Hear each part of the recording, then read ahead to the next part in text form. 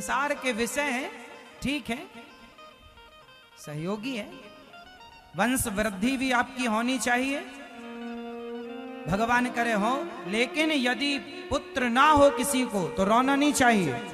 मीराबाई के बेटा नहीं था, जिसका मन भगवान में लग गया, जिसने भगवान को पा लिया, फिर उसे कुछ पाने की जरूरत नहीं, उसे सब मिल गया। मीराबाई को क्या पाना शेष रहा भगवान के बाद, मुझे बताओ जरा। मीराबाई के जीवन में पुत्र नहीं था, मीरा का कोई बेटा नहीं था, तो क्या कृष्ण की प्राप्ति तो हो गई?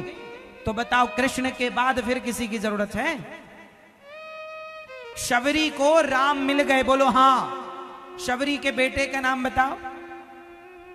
नहीं, शबरी बेटे के लिए रोई ही नहीं, और शबरी ने तुम्हारी तरह नहीं सोचा हमारा वंश कैसे बढ़ेगा, ना, उसने वंश नहीं बढ़ाया, उसने प्रभु से ऐसा प्यार किया कि आज युगों युगों तक शबरी के बिना राम की कथा पूरी नहीं होती। वाह, ये धन है। और तुम बेटा पैदा करने में लगे। पहले के लोग तो 12 कर लेते थे, 12 बेटे 12 बेटियां 2 दर्जन। पहले तो ऐसा था कि भतीजा बड़ा होता था, चाचा छोटा होता था। सास को भी बेटे होते जा रहे हैं, बहू के भी बेटे होते जा रहे हैं, ऐसा होता था। कई बार तो भतीजा चाचा को खिलाता, चाचा मत रो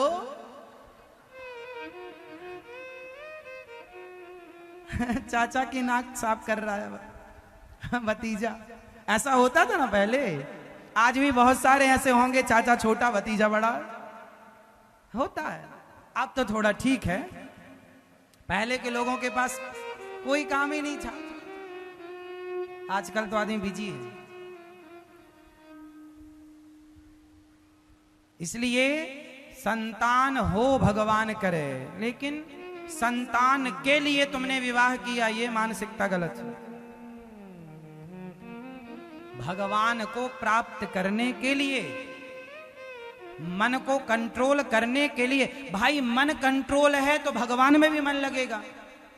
इसलिए पहले के जितने संत थे, अधिकांश गृहस्थ संत थे।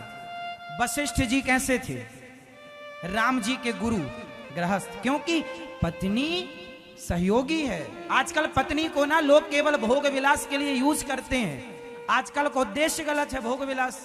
शादी की, भाग गए कुल्लू फलाना देश, वहां करेंगे, हनीमून मनाने चले गए। शादी का उद्देश्य गलत हो गया,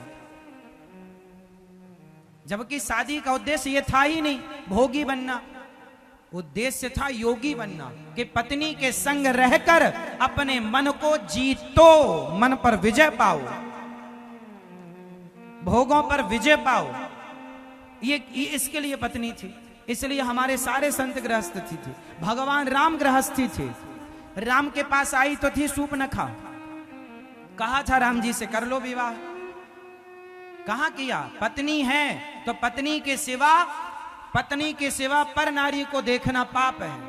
पति के सिवा पर, मतलब देखो शादी इसलिए होती थी कि तुम जितने संसार में स्त्री पुरुष हैं सबसे मन हटाओ, सिर्फ अपनी पत्नी और अपने पति में मन लगाओ, और इससे भी मन हटा लेना और फिर उस मन को ले जाकर प्रभु के चरणों में लगा देना। ये पत्नी के होने का उद्देश्य था कि सबसे समेटो, मन पत्नी में लगाओ, और फिर पत्नी से मन हटाओ तो सीधे भगवान के चरणों में मन लगाओ। ये उद्देश्य था। लेकिन आजकल पत्नी में चलो लग जाता है, पर पत्नी से हटते ही नहीं। दिन भर पत्नी, दिन भर पत्नी, दिन भर पति, दिन भर सांसारिक भोग विलास। इसलिए ठीक है, बुढ़ापा आ रहा है, देख लिया संसार का सुख कितना है, अब चलो भगवान की ओर। हाँ, राम नाम सुखदाई, भजन करो भाई, ये जीवन 2 दिन का। तो अब बताओ विवाह क्यों किया आप लोगों ने? अब बताओ भैया, विवाह क्यों किया आपने? हाँ, पत्नी भगवान की प्राप्ति में मददगार है, सहयोगी है। ये बात समझ में आ गई ना आप लोगों को? अभी तक जो आप जान रहे थे वो गलत जान रहे थे।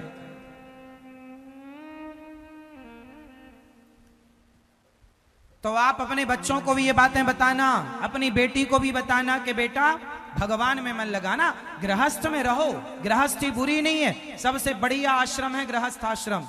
इसलिए भगवान भी गृहस्थी हैं, हमारे राम जी गृहस्थी हैं, हमारे श्याम सुंदर गृहस्थी हैं। गृहस्थ आश्रम बहुत अच्छा है, लेकिन गृहस्थी प्रॉपर तरीके से चले।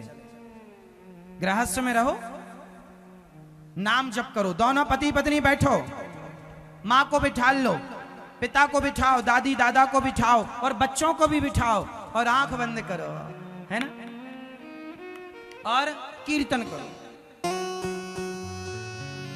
पति पत्नी बैठ जाओ और कीर्तन करो, श्रीमन नारायण नारायण नारायण।